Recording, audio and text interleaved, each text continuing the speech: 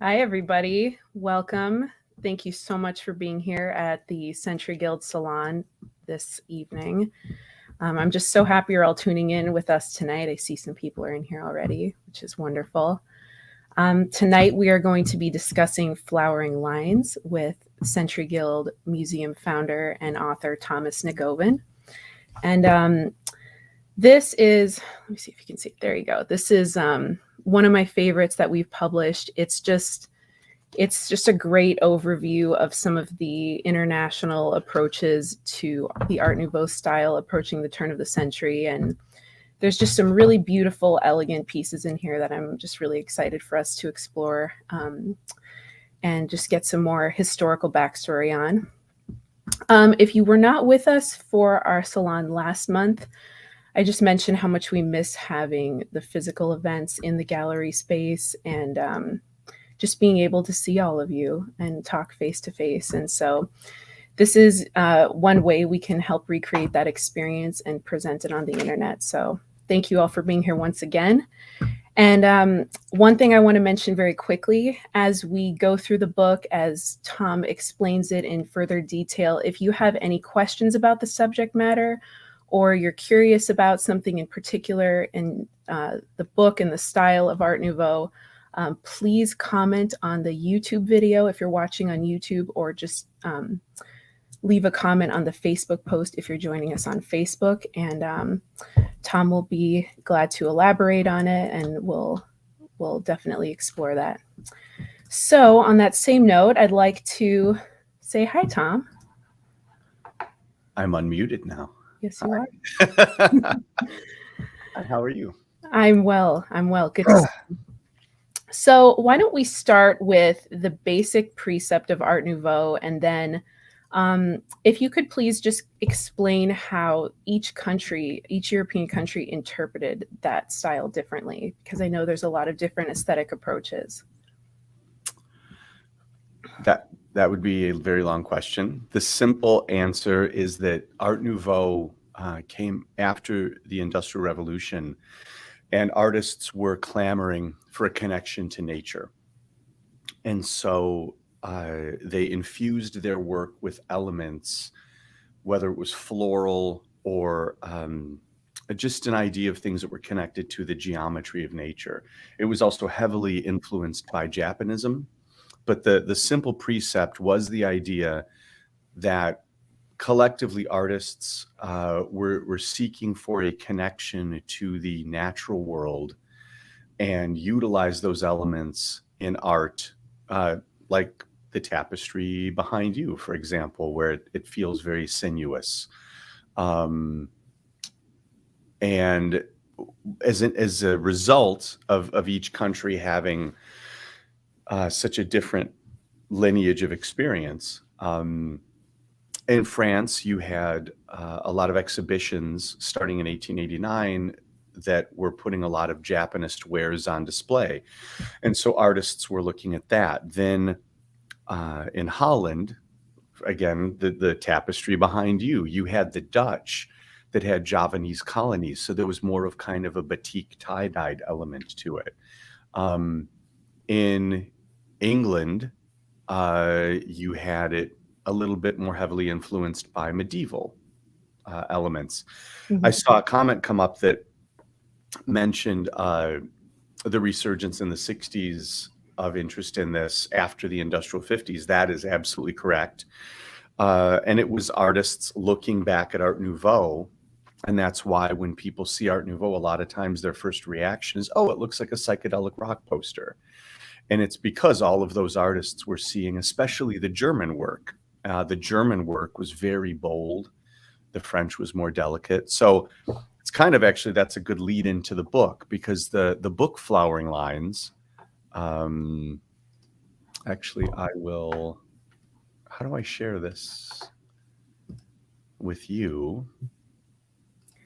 Nope, that is not how I do it. At the bottom, there's a share button. Share screen. No. Is that it or no? Mm-hmm. Oh, there we go. Okay, sorry. So yeah, that's kind of a good lead in to to the book, because the point of this book for me was that you have, everybody's familiar with French Art Nouveau. And yeah, I mean, let's jump right into it. Let's share the book, and then I can kind of answer this with visuals. Perfect. When it's up and... Yeah, I know we kick off the book with Belgium, and we have actually some English Art Nouveau, which illustrates your point perfectly of the medieval influence, and then we have some of the more psychedelic line work. Yeah, let's show them. Perfect. Whenever you're ready to share your screen. It's in the thing. No? There we go. Okay, so obviously there's the cover, the title sheets. So yeah, this is on the right here. This is Belgium. And if you look at how crazy this, how do I do this? How crazy this whiplash work gets. It's a lot more chaotic than what you think of, like with Alphonse Mucha in France. But so this is beautiful Belgian work. This here on the left is English. And you can see that it has kind of a medieval influence. It's definitely woodblock style. The term Art Nouveau comes from this salon, La Art Nouveau Bing, and the permanent exposition of the new art. What happened is that Bing was displaying ancient Japanist wares right next to Massier pottery and Georges de Fure silverware, and you would pay an admission fee to come in, and it was like a permanent museum. And at the time, we think of this as antique. We think of Art Nouveau as a style, but literally they were just, it couldn't be simpler advertising. They were literally just saying the words, the new art, meaning we're showing new art. The work here by Georges de Fure, he was one of the masters of the era in the sense that he did this magnificent line work, but he also designed complete interiors, beautiful, beautiful silverware, beautiful porcelain. One of the things in the Mucha Le Pater book that I was really excited about is that we put photographs of the inside of the salon, and in that beautiful 14 by 17 book, you can actually get into the photo and look at what's hanging on the walls and what's in the display cases. For me, as a fan of the salon, that was something that I was really excited about. There's the facade, beautiful metal work, flowers. This on the right here is a beautiful example of the way Art Nouveau would utilize every element of the interior. Look at the way the windows and the doors and the chairs, everything feels like it's alive and part of the same environment. Same thing here. You can see the skylight, everything is connected. But what this book is about is more focused on the graphics. And so these are both more Georges de Fure pieces. It's the French work that people are familiar with. I certainly don't want to be dismissive of that, but here's a great example. You start to get into, this is Dutch Art Nouveau, which we mentioned, like the tapestry behind you. And Tropon was a milk substitute. And the idea that you've got these eggs cracking in the egg white down here in the bottom, and this has become so essentialized. And for 1898, it's completely avant-garde. But what he was doing is kind of in that very metaphysical hippie way, just completely connecting into the essentialized elements of the sinuousness of the yolk, like the idea that a suggestion could be truer than the form itself. This is another French piece. This gets into a little bit more of the metaphysical work, but so a lot of the French work then also, like the English work, does lead back into that kind of medieval style. And Grasset is a perfect example. I've always loved the piece on the right. And he is an example of taking the ideas of Mucha, like look at how her hair is flowing, but instead of becoming a completely science fiction version, the face is almost pre-Raphaelite, Yes. and her hair maintains some semblance of reality. I certainly wouldn't say it's realistic, but it's kind of, this is the reason that a lot of contemporary comic illustrators and people like that are attracted to Art Nouveau, because when you look at Japanese art or you're looking at contemporary comic art, you can see where this comes from, or you see that element, or see where this influences that. Is the way I meant to say it. Yes, and actually, Forrest brought up a good point. The Dutch piece, I'm guessing the Tropon poster reminds him of a Grateful Dead album cover, because you can just see the psychedelic nature of it. You can see those acidic palettes so clearly, and I mean, there are also psychedelic posters. Well, there was an exhibition in Berkeley in the late 60s that showed a collection of work that was nearly completely German. So it did have some French works. It did have pieces like Van de Velde. And so you had these artists that were young at the time looking at that work, and of course, not seeing anything like that before. And I'm certain that the convergence of seeing something like that Van de Velde poster and copious amounts of LSD were probably revolutionary in the direction of that art. And we do see it play out in the psychedelic rock posters. And I'm kind of, this is American, American in English. I'm not, this is interesting. William Bradley is kind of an exception.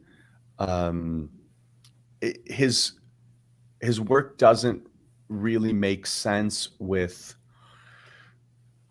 it's not like the architecture in America in 1900 was completely biomorphous like this.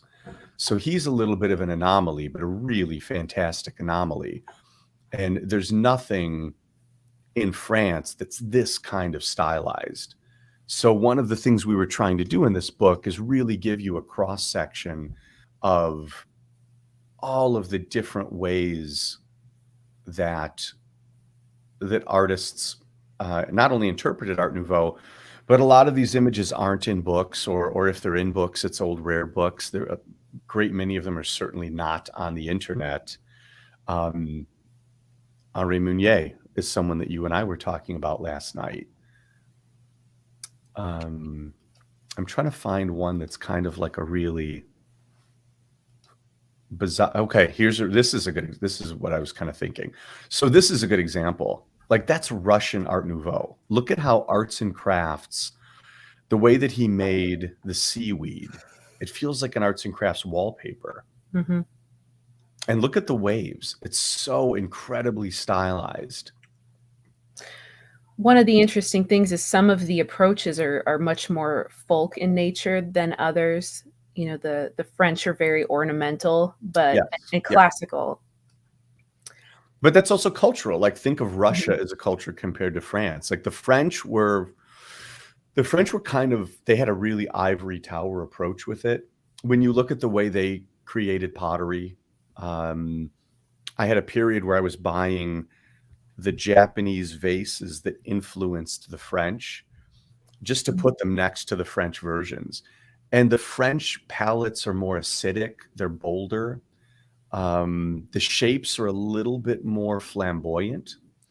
And those are things that that's where I, in my head, thought of it as an ivory tower approach. Like, it wasn't inherent to their culture, but they were appropriating it well. And I would say it is a good example. It's kind of like the Rolling Stones and the blues. Like, I wouldn't say that the French isn't as good. It's just different. Like, it's clearly an appropriation that then is magnified into almost a I don't want to say a caricature, but, it becomes something greater.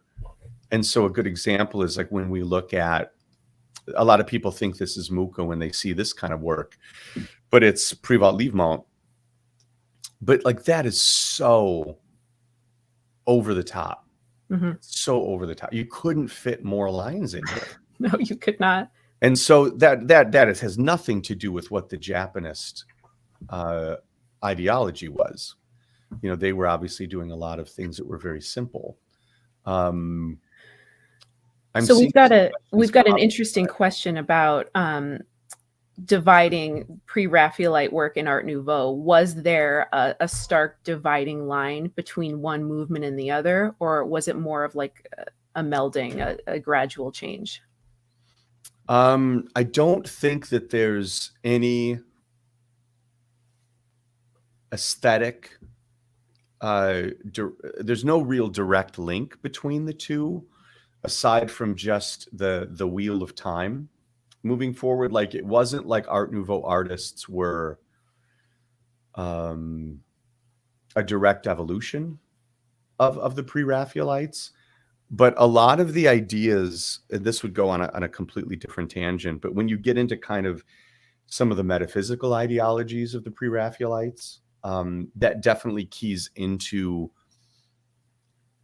what fueled a lot of that muddy area between symbolism and Art Nouveau and the pre-Raphaelites. But Art Nouveau, just at its purest, is really a direct descendant of the Meiji Restoration in 1858, I believe, when Japan opened trade to the world. In the olden days of yore, getting a piece of porcelain from China would have been worth more than ships. And think about Marco Polo, trade with the Orient. And so they had closed borders. Nothing came out. After 1858, when trade opened, that would be a whole other episode. But when trade opened, these things then started to come into the world, and it would be the equivalent of, it was literally an alien culture. It was so different.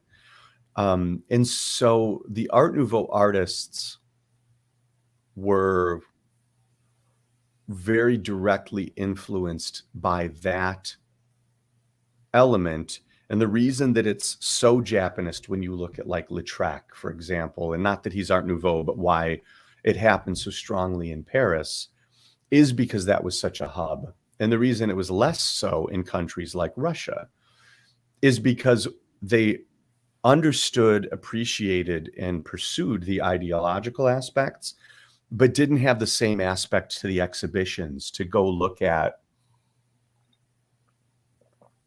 some collection of wood blocks that, like think of Hokusai the wave, that shape. Mm-hmm. If you were in Paris, you definitely saw those kinds of work, but not if you were in perhaps the Netherlands. Mm-hmm. I'm going to keep rambling, but yeah. But so it's the ideologies are really similar, and there's an exhibition poster in the front of this book for a pre-Raphaelite exhibition. It's a great English artist. This is actually the first piece of art that Century Guild ever bought. Was this one? It has a warm place in my heart, both as an artwork and as just an artifact for my history. But it's 1897. It's well after their era. But if you're a fan of the Art Nouveau ideology, of course you're going to be attracted to arts and crafts and the pre-Raphaelites and things like that. And I'll stop talking, and you can ask me more things. What else? Yes. Well, I'm going back to Privat Livement, back to that very ornamental style. It's very Mucha-esque in its shapes. It's yes, you can see that very clearly. Why wasn't he as celebrated as Alphonse Mucha?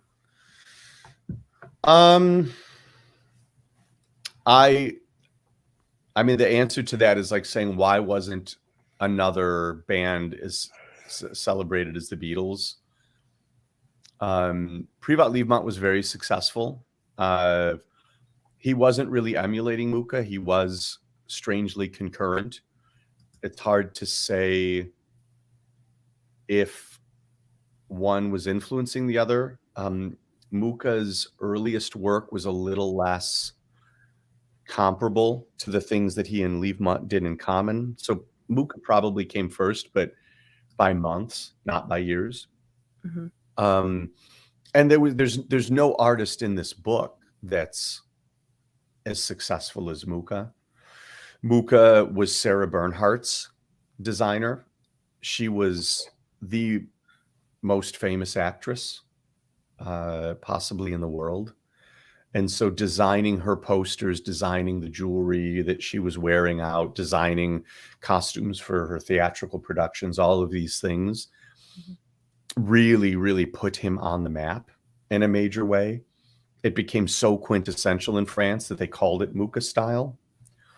And then also when things really culminated in 1900 at the Paris Exposition, he was represented all over the place.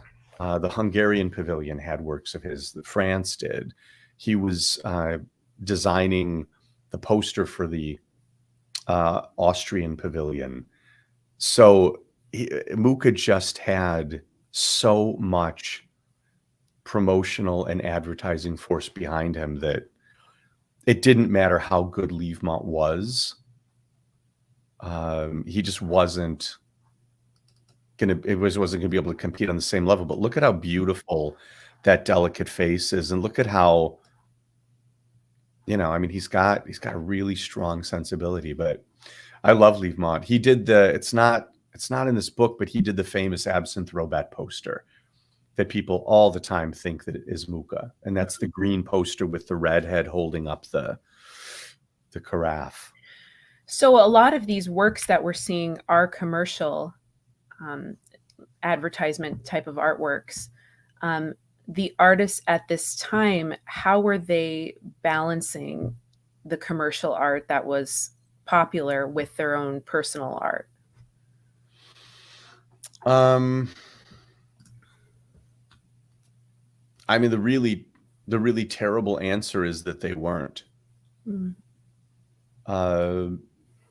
This was their life, like it was a big business. It was a big industry. One of the points of us publishing the La Pater book is that was something that Mucha did make for himself. He'd worked for Champenois for 5 years, had made him so much money that he said, I deserve this small thing. But all of these other artists, I mean, I can't think of anything from anyone really that, I mean, you had some people like Turop, who was a painter that was kind of slumming it in the advertising world. But most of these artists, that was their job. It would be like if you made music for movie soundtracks or something, and that was just your gig, and that was your, what you put your soul into. Right. Wow, I love that Munier.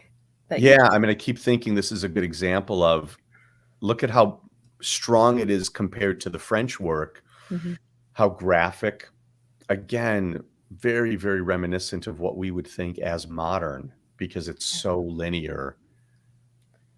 It does. And also look at how bold the lettering is. I don't know if you can see the hand thing, but look at how bold the lettering is compared to what, say, Mucha would have done. Mucha would have taken these wisps and found a way to make that. And a lot of Belgian artists would have too. I mean, that's just kind of, I think the idea here is strong coffee. He wanted to make strong lettering. And a country that we didn't get into that I want to make sure we do is, I mean, these are all great, is Italy. Now, look at what we just looked at. Now compare it to this. And everybody has to remember that these were done on limestone, one color at a time, drawn backwards. So it's very easy to get, I shouldn't say easy. It's understandable to get this kind of color. Think of a silkscreen poster that we see today. Now imagine someone trying to silkscreen that flesh tone. And so the reason that I personally have always loved the Italian work so much is that they were 20 years ahead of everybody else. So here, this is early. This is one of the first Italian posters. And they're doing a lot of sophisticated things with the line work in this diaphanous gown here. Mm-hmm. This early Metlakovich piece, you can see that it's kind of connected to the Mucha and Livemont ideologies, but the pieces that really get me, I don't know, is there more Italian, are these ones where instead of doing blocky, these are not the best. Well, there you go. But like, the fact that they got the shading Mm-hmm. to look like you would do in a painting. And Yeah. that's not in any other country at that time. These are Italian. I want to find, is there a good one in here that's a great example? I think the best example is probably really this one here. It's so painterly. It's so painterly. And for $18.99, look at that. Yeah. I mean, there's nothing else in the world like that.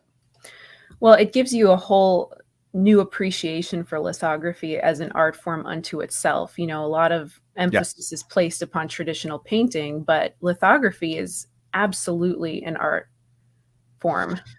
Yes. Just as an example, this German piece, they utilized, this was done not as a poster, this was just done as a fine art print, but Hans Christensen, Hour of the Shepherd, all of this modeling in here is a really masterful use of lithography. And you've got cobalt in that yellow, and that's what makes that yellow so dense when you see them in person. And just to kind of take it then back to what you're talking about lithography as a process, I don't want to denounce any part of this or these works, but like, okay, here, this Birchman's poster, using the cross hatching to try to make it look like it was drawn in charcoal was outstanding. It was outstanding. Then you look at this other Belgian piece and you look at these gradations of tone. Again, that pushed it so much farther. Like, look at how three-dimensional that is compared to Mucha. But then you do get back into, and again, this is just kind of my personal thing. Then you get back into this kind of work and you think, they just left everybody in the dust. Look at how many tones are in there. Each one of those had to be a separate stone. Right. And like all of that light, look at that. Look at the hand. That's one cool thing about these files, being able to blow it up this big. But look at that in the hand. There's a shadow. You've got one gray, you've got the black, then you've got that light shadow on the knuckle. So, hopefully one of the things in this book that's interesting is just that you can look at the different countries. And I have a quick question about the Italian Art Nouveau. Yes. We see that a lot less than the French. And I know we have some in the museum collection, but are there as many examples out there? Is that something that's harder to find? Well, as you know, that's a trick question. The answer is yeah, it's infinitely rarer. The French saved everything, and the Italians saved nothing. The idea being that the French were pounding their drum all across the globe, and the idea that this was a revolutionary art form, which it was, that it was going to change the world, which it did, and that they were the innovators of this new exploration in the world of art, which was true. The Italians did a better job, in my opinion, but they had David. Do you know what I mean? Like they in a lot of ways, I remember being in Italy, and I spent a couple weeks there going around to the antique dealers. This is decades ago, and asking them if they could get any of this. They call it Liberty style, steel Liberté. And asking them if they could get any of this, because I was trying to find this work.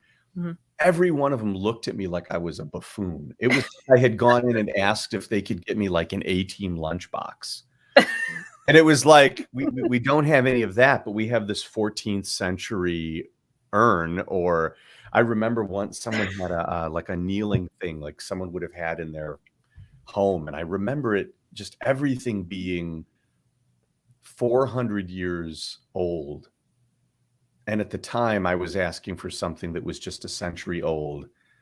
And that trip did not produce anything of value. So most of the pieces that you actually do find in other countries, because, for example, if you were an American collector and you bought an opera poster, a theater poster, this ink poster, something like that, you would have saved it. Italy had 2 brutal world wars. When the fascists, I'm stammering over my tongue, when the fascists came into power, they burned everything that suggested opulence. Then you had the incredible Italian futurism in the 30s. And then when they fell out of power, then all of that got burned.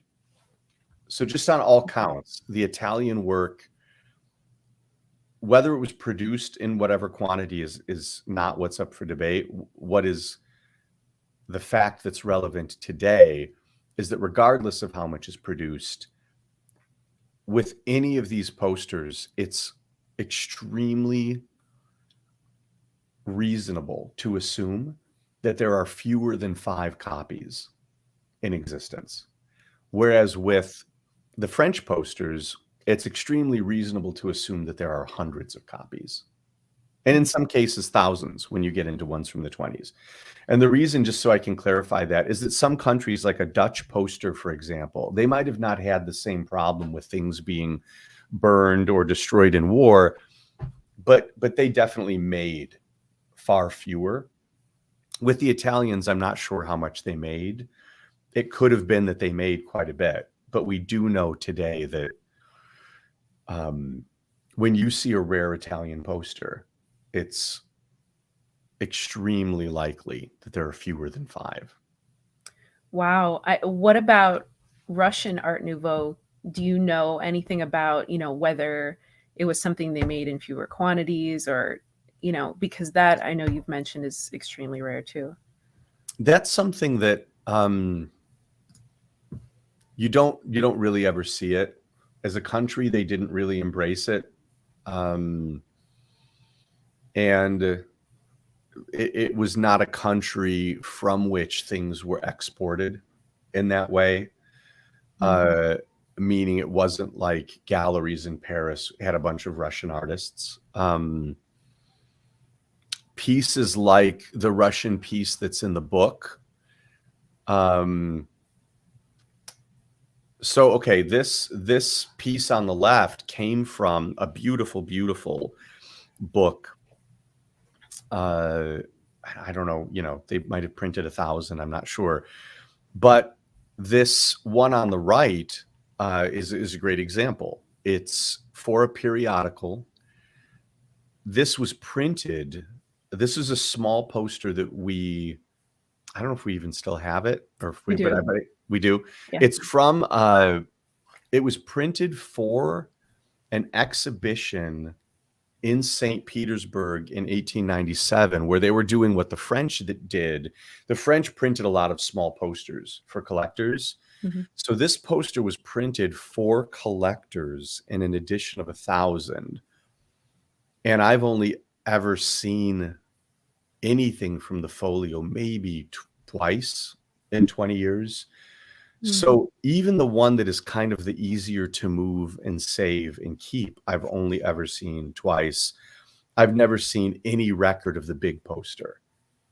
So I think that probably some museums have it, or have Russian Art Nouveau, but it's not something that you generally, if ever, see out in the wild. Mm-hmm. Well, you were giving a really fun anecdote about your sojourn through Italy, and I know just from having read the Le Pater book that you have a very strong personal history with Art Nouveau and how that love kind of was sparked at a young age for you. Is there, looking through this, are you inspired by? I should ask, where did that come from? Where did that love and that attraction start for you? With Art Nouveau or the Italian poster art? With Art Nouveau, but if there's something specific that you can think of. Oh man, that's a long answer. How about I just say Italian? How about if I just do that? I answered that long one on the Eon Byte interview well. So when I was exposed to Art Nouveau, and I was very familiar, of course, then first of all with the furniture and the idea of the lines and the way that the organic elements connected, I fell grandly in love with Alphonse Mucha. How could you not? You see this work and it's just so incredibly mesmerizing. And I fell in love with the way that the intensity of line connected for me to the artists like Michael Kaluta that I really, really loved, and the sensibilities of the Roger Dean album covers, and the thing that happened when I first saw Italian Art Nouveau, the first poster that I saw was the match poster, which unfortunately is not in this book. But seeing a work of art that looked like this kind of style, but appeared to be painted, was almost like in comic books, I guess, when you love comic book art and then you see a painted cover and it's like, wow, it's like what I love, but it's, I don't know, real art or something. But so I saw it, and the book was, I believe it was the book of The Poster in History, had that Hohenstein match poster in it, and I lost my mind. And then unfortunately found out how impossibly rare that material was, and so I very infrequently saw any of it. But then I had the benefit of working in a gallery that specialized in Italian Art Nouveau, and so the things that I got to see with my eyes and see the quality difference, it definitely just created a respect and an appreciation for it as being a really magnified version of this curvilinear and kind of metaphysical aesthetic. I can give you the long answer. I'm listening. We can move on. We can. Yeah, I want to. Yeah, because if I want, is anybody? Yeah, you're the one looking at the chat. Does anybody have any thoughts or anything? There's a lot of smart people I know in here. There was a question earlier. Could we say Mucha invented tableau since he essentially designed sets and costumes and jewelry? And I don't know what that is. Okay. Yeah, I am not aware myself. But okay, so I would hate to answer that question then, because I don't know. Okay, no problem. So give us some insight to, I know we went over some of the more modernist posters and some of the more psychedelic posters and the folk imagery. Are there any pieces in here that are personal favorites to you? Oh my gosh. Well, I mean, look at, this is a really good example. This Monte Carlo poster both of these posters came from some it came from a man in Florida, where all I know is that the guy had panthers and a lot of things around the house that made the broker believe that he was involved in some illegal activities. So this guy had this weird collection of these Mucha posters that were not mounted. So for someone who doesn't know, a lot of posters get mounted onto linen. And that's just, it deacidifies them, it washes them. It's just an archival process. But so this gentleman had 3 Mucha posters, the Hyacinth, the Monte Carlo, and then this St. Louis piece. And they were all off of linen, which means they looked like the day they were printed. It was the most unbelievable thing. They were the paper, like on the Hyacinth, when it was super wrinkled, like they didn't look new, but they definitely, the inks were so dense. And you and I talked the other night, and I was telling you about condition. If you ever have a choice between a poster that's got restoration, but the colors are good, versus one that hasn't had any restoration, but the colors aren't great, always go for the one that has the original colors, because once the sun bleaches the yellow or the yellow or the red or any of that, the red is the first to go. You can't get it back. And so the thing about these is that when I had this up in my dining room for a while, and the delicacy of the lithography and the warmth of I can't even use the word warmth for the color. There's just nothing like it. I'd never seen any book or any screen or anything be able to reproduce the sensitivity of what these shades were.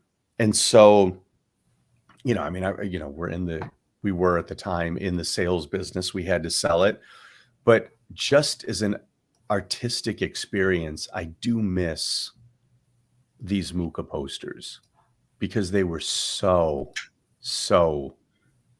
beautifully printed.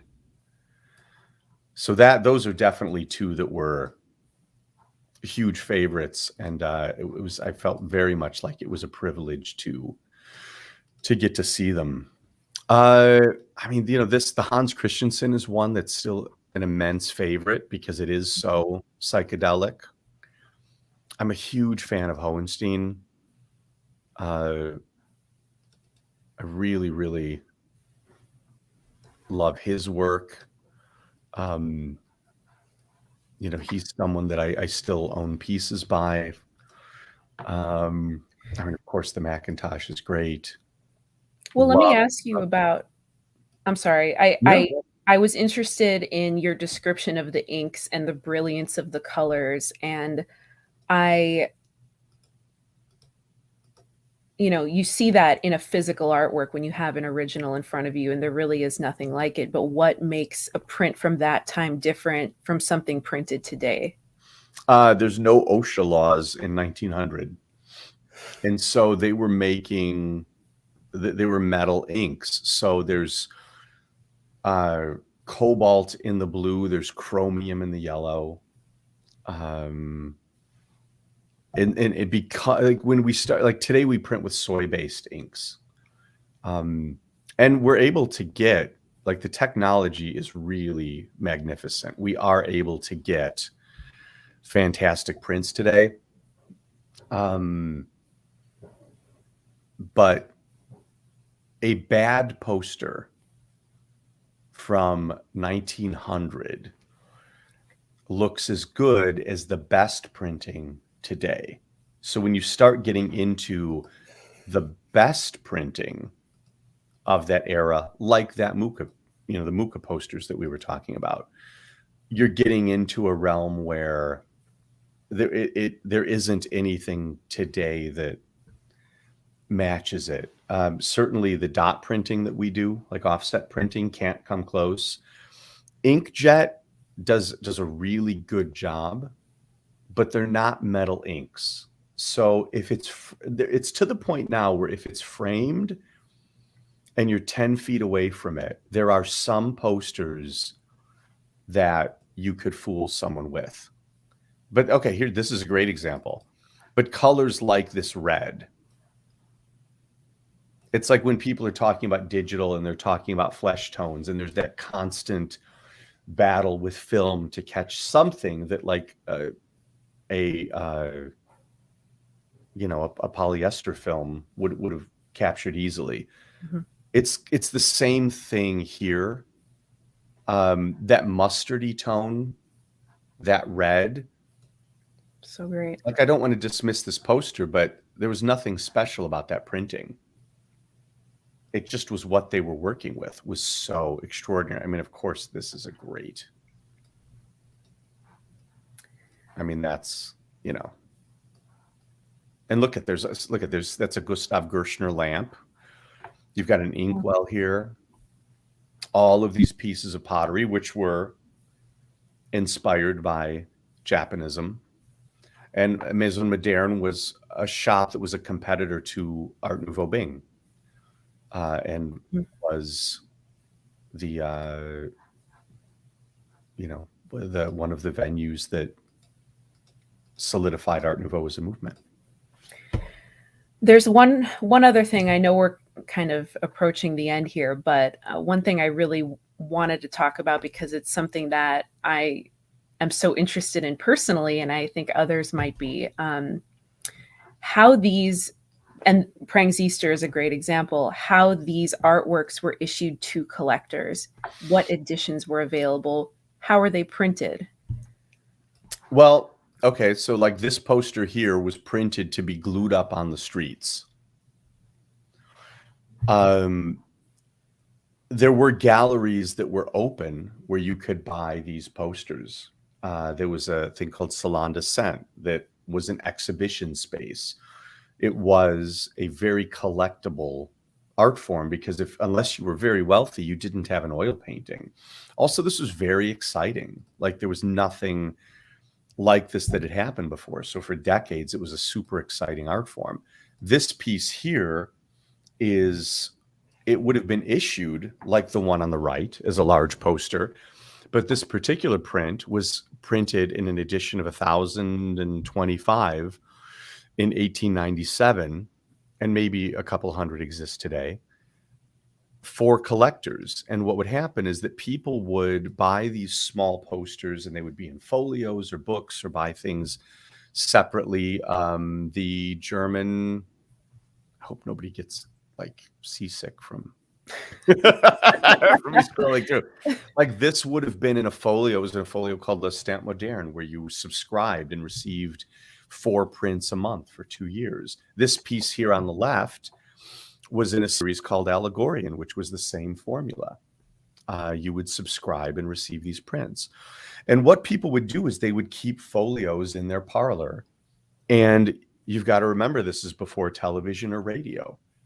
So you would sit there and you would flip through and you would look at something. And much as I'm speaking more slowly, you would take the time to contemplate it.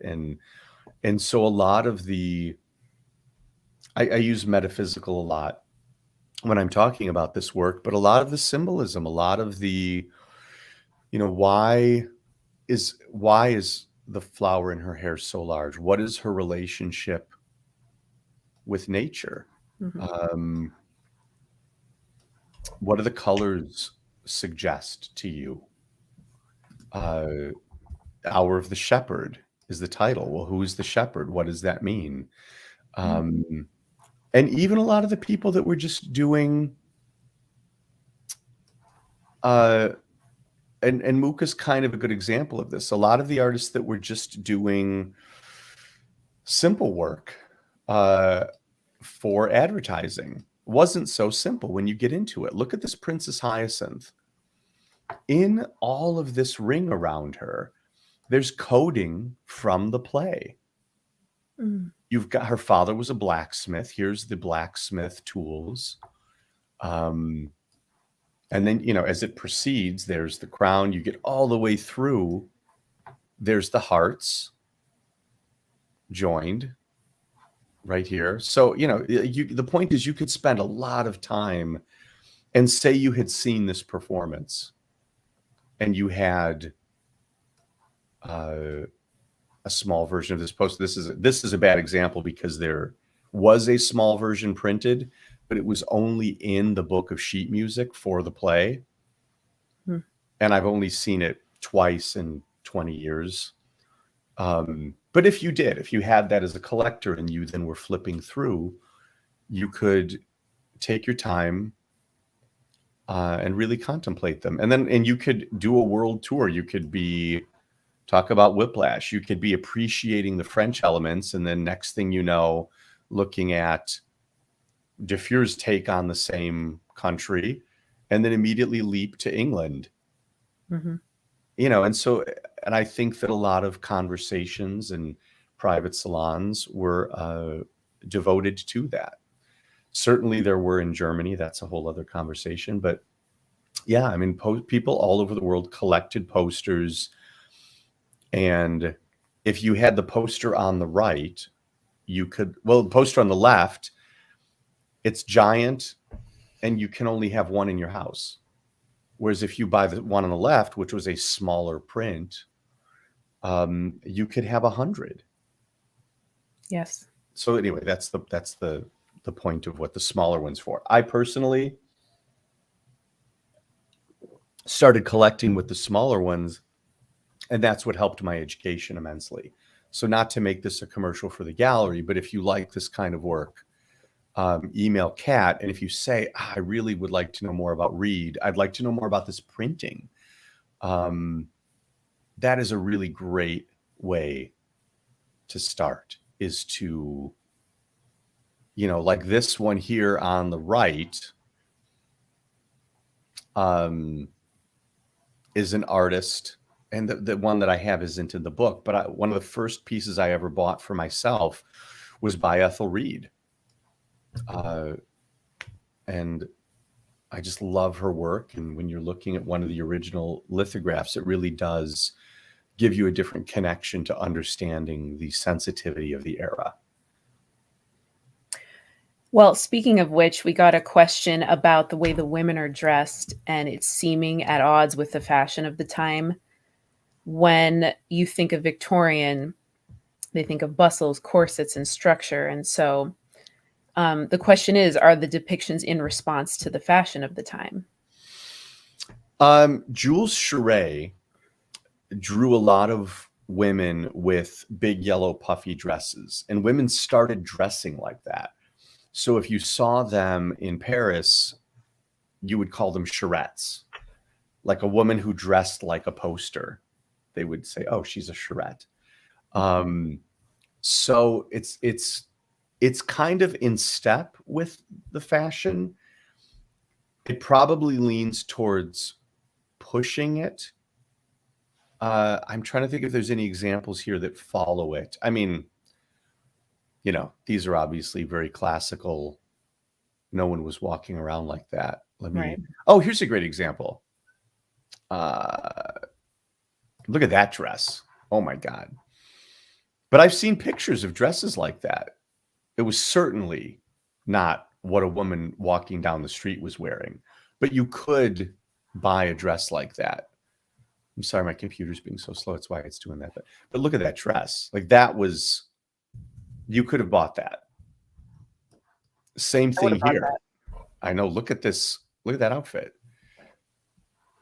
Excuse me. So opulent. Yeah. But I've seen in museums, I've seen outfits like that. Same thing here. This is the idea of a woman in the high fashion of the day, perusing the wares of bronze and ceramics to pick which one she's going to take home. You know, I never looked at this. What's on that? Like, I love looking at these and then identifying, like, oh, that's a so-and-so, and that's a... Well, we got to... looking at real things.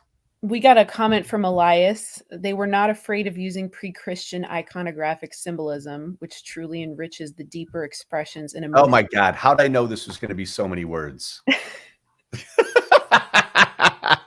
What did he say? I'm sorry. Sorry, Elias. They were not afraid of using pre-Christian iconographic symbolism, which truly enriches the deeper expressions and emotions of beauty in the painted tableau. Yeah, I mean, this one is kind of a good example. Like, what Elias is referring to is much like in Le Pater, when we find out that Mook is a Mason and studying these Hermetic traditions. Look at the fact that she's surrounded by this nourishing greenery, and she's playing, and then what's coming off is a symbol of purity. So this does key into that idea of if you take time and really contemplate the work. Most of these artists, I mean, that's a bad example because that's Salon Rosa, but you know, most of the artists were really invested in symbolism, and in a much, much, much deeper way than any advertising executive today is. Like, and we've got a richer dialogue now, I think, in terms of like cultural programming, but the purity of timelessness, not just scratching the itch of the lizard brain, is not as present as it was in this era. These symbols were a lot more timeless.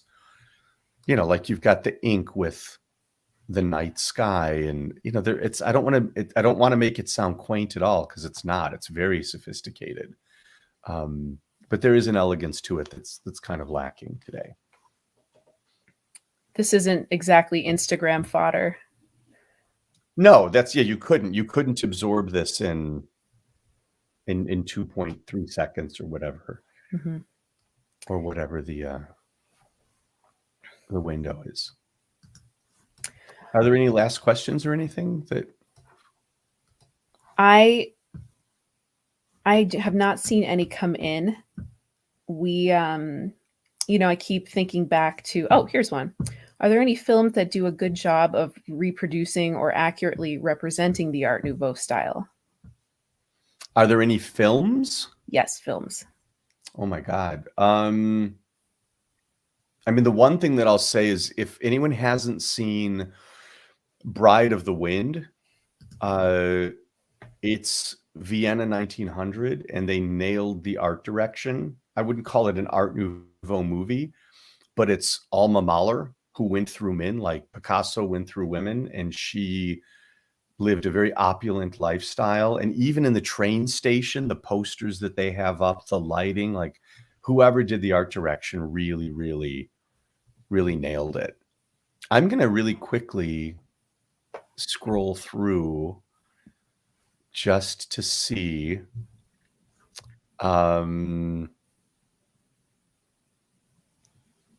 if there's anything. Yeah, Forrest, I had the same thing about, like, is there a stark line dividing the pre-Raphaelite and Art Nouveau, or did it meld into the latter? That's never been completely clear to me.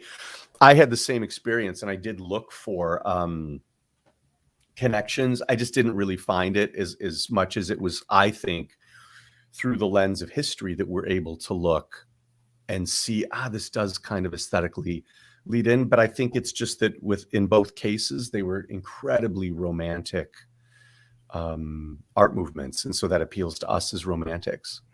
And yet Tanya says arts and crafts fits in between pre-Raphaelites and Art Nouveau. That is extremely correct. The arts and crafts artists, of course, took the pre-Raphaelite aesthetic and started to make it into a tactile experience. And the Art Nouveau artists then kind of took that ball and ran with it. So that's actually a really good point. Like that's a very correct, to my thinking, step on the staircase between those. And now I want a hot chocolate. Advertising works. Tanya, you wrote that thing about, could we say Mook invented Tableau? I'm not sure what exactly you're asking, but I don't, that's my own limitation. I apologize. I'm very educated in some things and very not in others.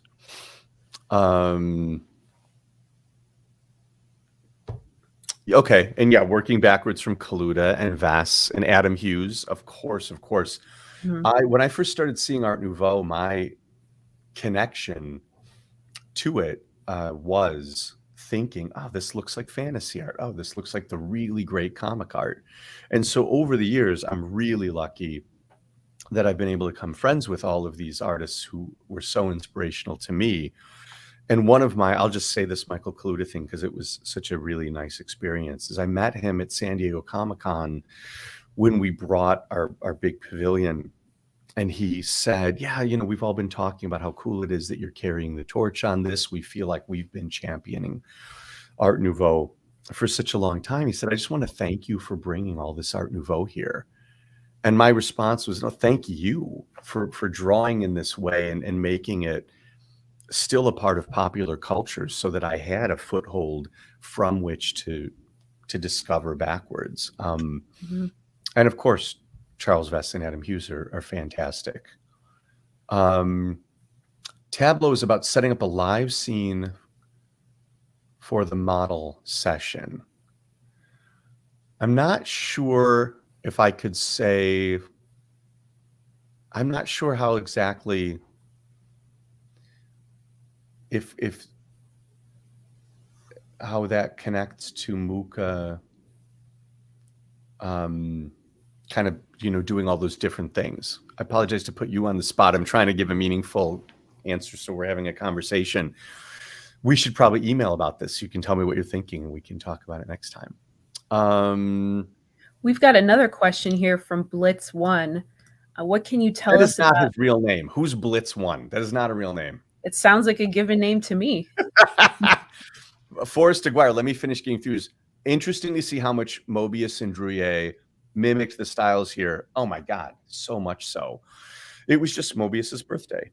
And then by the same token, you look at how Mobius influenced Jeff Darrow, and then you look at, there's some work, especially there's a couple French artists I'm thinking of, I won't go on that tangent, but it's very, very Mobius looking. My experience has been is every time I meet a comic artist who's really, really great, you can have a conversation about any of this work and they know it, and they know it really well. That was really rewarding to me in meeting people like Michael Kaluta or Adam Hughes or people like that. And even if they don't know some of dates, facts, and figures, they know it in a way that they get it. And there are people like Kaluta was telling me that he had a copy of Le Pater that someone had Xeroxed. I think it was a Ray Zone gave it to him, but he'd had it for like 20, 30 years. And it was just like a black and white copy. So these are people who had all done their digging. And hello to everybody who's saying hello. And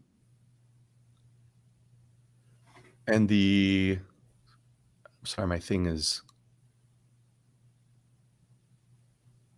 I love all these comments. And then there's Elias's phrasing. Elias, I love you. Elias is one of my dearest friends. And so that's why I'm teasing him. Ethel Reed did, yeah. Ethel Reed had a lot of connection to Beardsley, just in the sense that the Americans and the British liked a lot of the flat work. There's a lot of theatrical posters that are really gorgeous, and they're very primitive in their take on Japanism. And I think in some way that was kind of just a commercial thing, because even though Lautrec's designs are primitive, I'm using finger quotes, he was flicking his brush. There was so much sophistication to the lithography. You don't really see that in the same way with like Beardsley, but they were great draftspeople. I'm a huge Beardsley fan. And that's probably what my attraction was to Ethel Reed, to be honest, is that it was like a, maybe a little bit more, a little more Byron-esque, not Byron-esque, that's a bad example, a little more feminine version of that. Where does Maxfield Parrish fit in? Maxfield Parrish does not fit in. Maxfield Parrish is extraordinary and one of the best illustrators of any era. And to try to fit him into this would be a disservice to what he did. He was certainly influenced by the ideologies of Art Nouveau. But what he did was so beyond what everyone else was doing that whether you love or hate what he does, he was definitely an artist that was doing his own thing. If he hadn't been so mass produced here in America, people wouldn't know about him, which would be criminal. He has the unique blessing of being an artist that was really visionary, that also managed to get commercial appeal. It's very rare that that happens. Mm-hmm. The novella by Rodenbach that Elias mentions, I have no idea what you're talking about, which is rare. I usually do, but I'm going to look that up. It sounds very cool. Movie Palaces. There's, of course, yeah, Burne-Jones and Russell. P. Craig Russell, his opera. P. Craig Russell is a comic book illustrator, in case people don't know. Something he did that was really, really cool is illustrated a bunch of operas. And so for me, in a funny way, my first experience with Salome, for example, was reading the P. Craig Russell.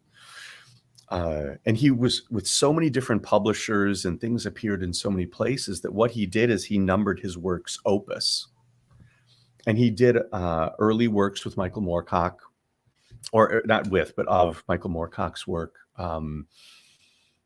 All the great operas. He's definitely, if you're interested in Art Nouveau and are open to the idea of sequential art, definitely look up P. Craig Russell. His stuff is really, really beautiful. And, you know, because it's sequential art, it might not be like as solidified as a single piece as perhaps a Mucha work. But the thing that he does that I think is really exciting is he brings it to life. And something that we didn't get into here, but because we mentioned Drouillet, I'm saying it badly, there are the artists like Esteban Maroto, who were working for Creepy and Eerie in the 70s. And I think that those artists really understood Art Nouveau and symbolism and did something completely potent with it. So that's a whole other realm to get into. I'm trying to think if there's anything cinematically that has felt like Art Nouveau. There's some elements in Dario Argento's films.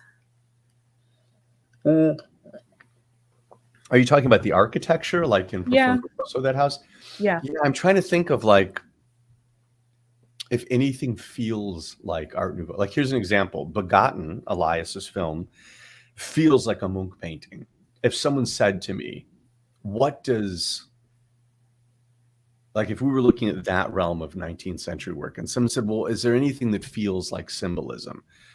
Like for better or for worse, it's that madness, which means if you look at Munch and you just can't get into that, you're not going to like Begotten.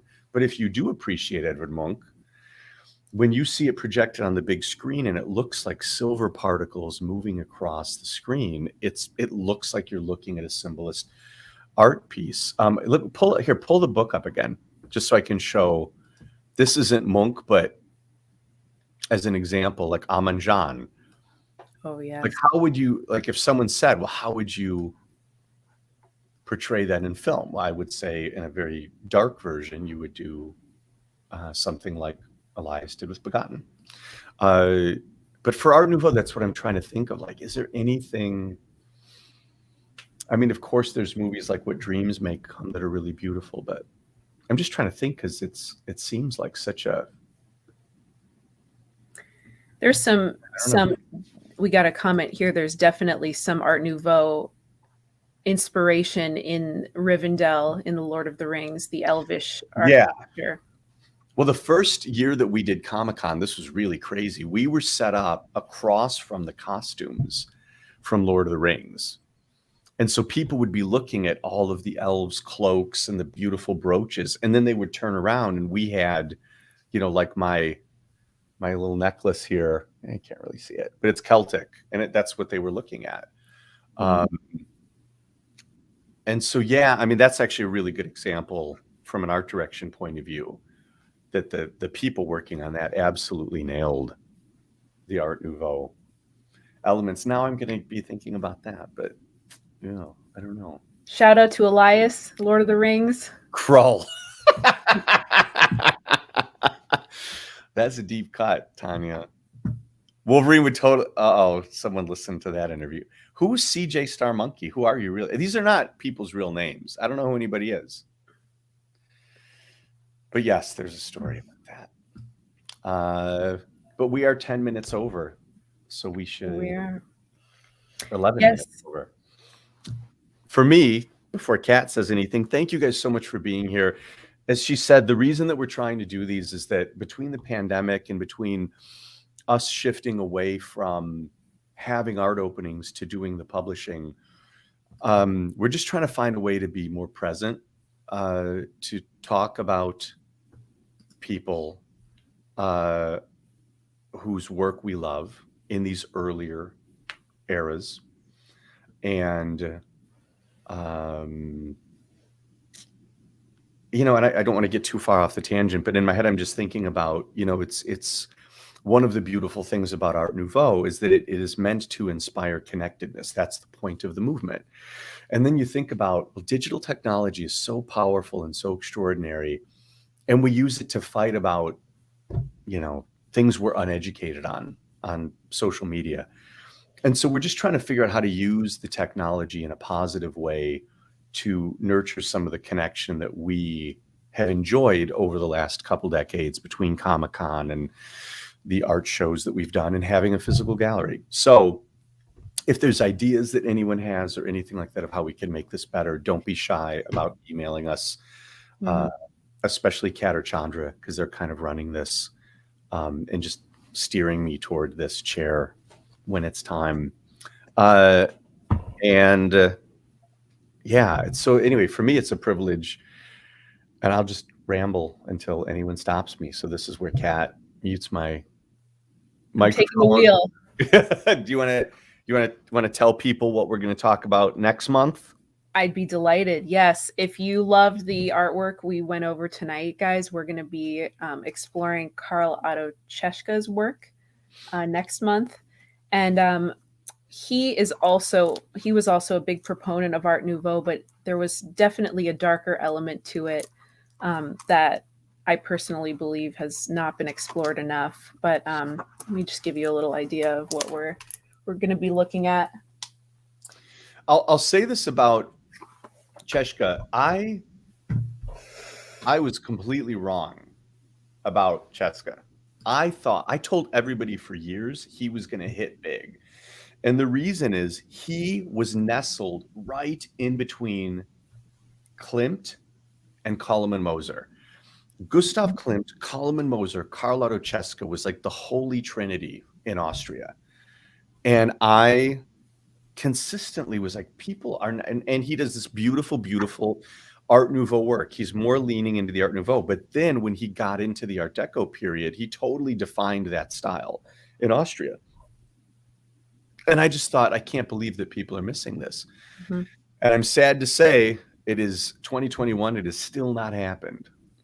People have not got on the Czeszka boat. We made this book. His work that was later has been collected. There are things that are reprinted, but the thing that had been ignored is all of this beautiful work that he did before 1902. And so virtually all the illustrations that he did that were published, probably 90% or more are in this book. And so we printed it. It's a small edition. It's just meant to be, it's modeled after the German children's books of the day. And I was very fortunate that I don't know if it was his granddaughter or daughter, someone wrote a biographical essay like 20 something years ago that had some elements that were really personal anecdotes that I hadn't seen before.